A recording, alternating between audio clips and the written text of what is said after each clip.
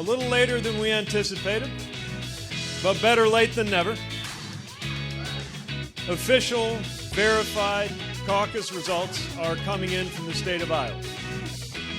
They're not complete, but results are in from a majority of precincts, and they show our campaign in first place. Minutes after the partial results were released in the Iowa caucuses, Pete Buttigieg celebrated the positive numbers that show him leading. He's currently in New Hampshire, along with other leading candidates, ahead of next week's primary. One person also excited about the Buttigieg results is friend of the show, Jennifer Holdsworth. She is a surrogate for their campaign, and she joins us now via Skype. Jennifer, great to see you. Congratulations. You guys did an incredible job. Thank you. It's great to see you guys. Yeah, absolutely. So, I mean, how do you feel about this process? It's a complete mess, not getting the results. Now partial results, which is also still like not a complete victory, unclear who's going to end up with the most votes, with the most state delegate equivalents. Obviously, you guys did well. Sanders did well. Biden did very poorly. But this is a real missed opportunity for Mayor Pete to get the full sort of media coverage that he earned here. Well, it's exciting. It's emotional. We're just thankful that the ground game that we designed months and months and months ago worked.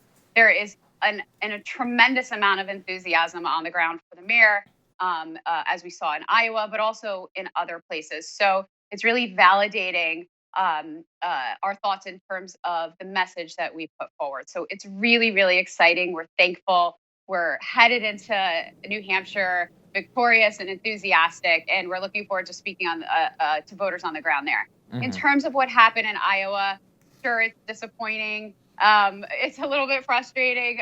It's making all of us anxiety-ridden, wanting to make sure that it's right. But I do have to say, look, the IDP, the Iowa Democratic Party, did the right thing. If there was any question about how the results were being compiled, they had to do what they did. They had to make sure that the results were sound, that everything was counted the right way so that we could have integrity in the process. And look, this is what paper backups are for. We live in a technological society and we want instant gratification. And if something doesn't work, we melt down. We can't do that in terms of an electoral process. Was it the best run operation in the world?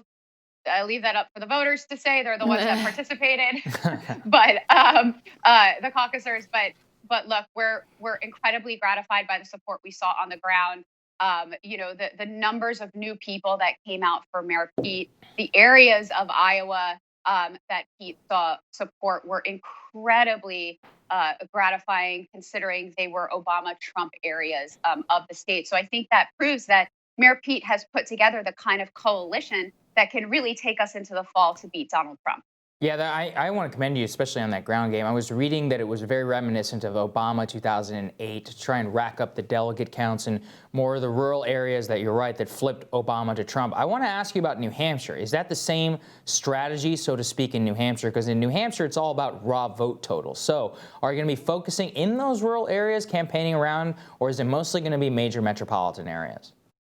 We're going to be everywhere. And, I have to give a little bit of a shout out to, Mayor Pete's team on the ground in Iowa. I can't even pretend that I had absolutely anything to do with that.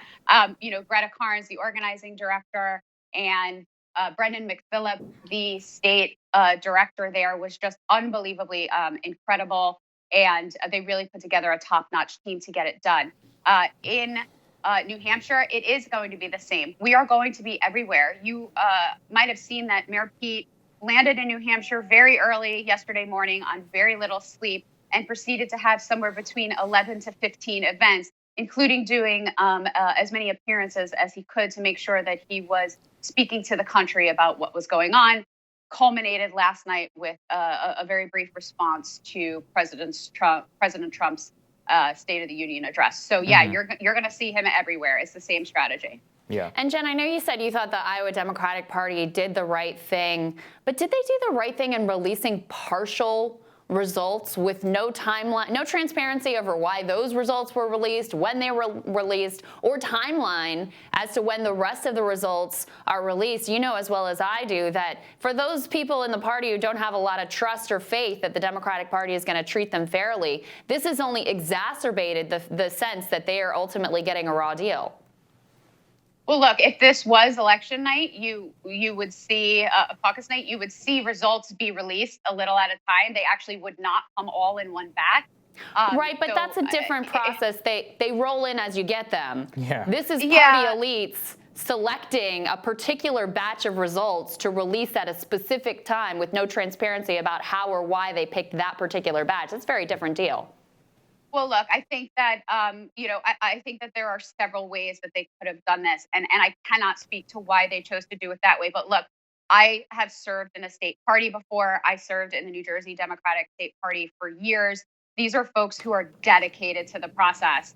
They are folks that care very, very deeply about the Democratic Party and the people running for office. And though I can't speak to why and how they decided to release these results, I can only assume it's because these are the ones that have been absolutely verified to make sure that there's integrity in the process. So I'm going to hold judgment on the Iowa Democratic Party for now until we find out exactly why they released these. But I do know that folks who work for state parties, myself included, want to get this right. So I think we have to give them the benefit of the doubt right now.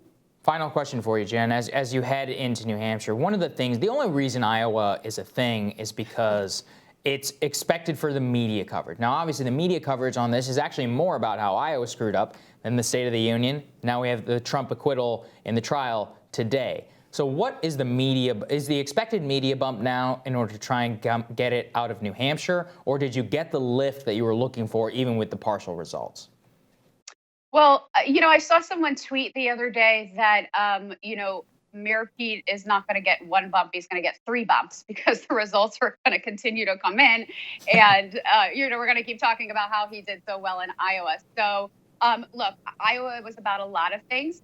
It was about proving to the world that an openly gay, Midwestern, left-handed, Episcopalian, small-town mayor can go from 0% to winning a traditional contest in the Democratic Party with a gigantic groundswell of support and a message that is resonating. So I'm incredibly emotional today. I'm incredibly proud of the mayor and the team and the coalition that he put together. And I think that there's going to be a lot of time over the next year for armchair quarterbacking. But right now, we're going to move into New Hampshire and we're going to focus on beating this president. And after the speech that we saw last night, I think that there is one thing that Democrats can absolutely agree on, and that is that we must remove this man from office in the fall. In fact, I was appalled to see him award the Presidential Medal of Freedom to Rush Limbaugh last night, a man who has gone out of his way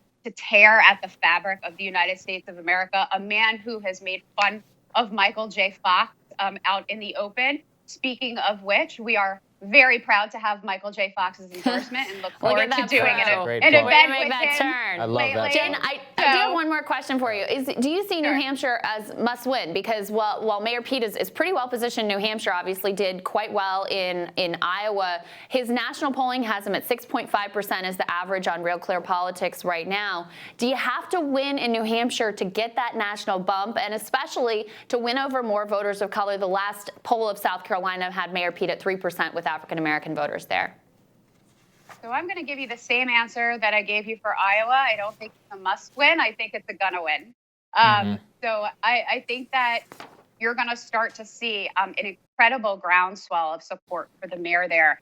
He's already raising in the polls, but as we saw in Iowa, I think we need to take all of those polls with a grain of salt and just put everything into play. He is up against incredible odds in the New England area.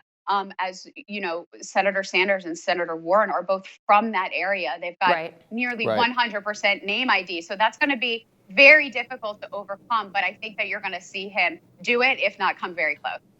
All right, Jen, thank you. We always appreciate your updates. Thanks, Congratulations Jen. again. You're welcome. Thank you.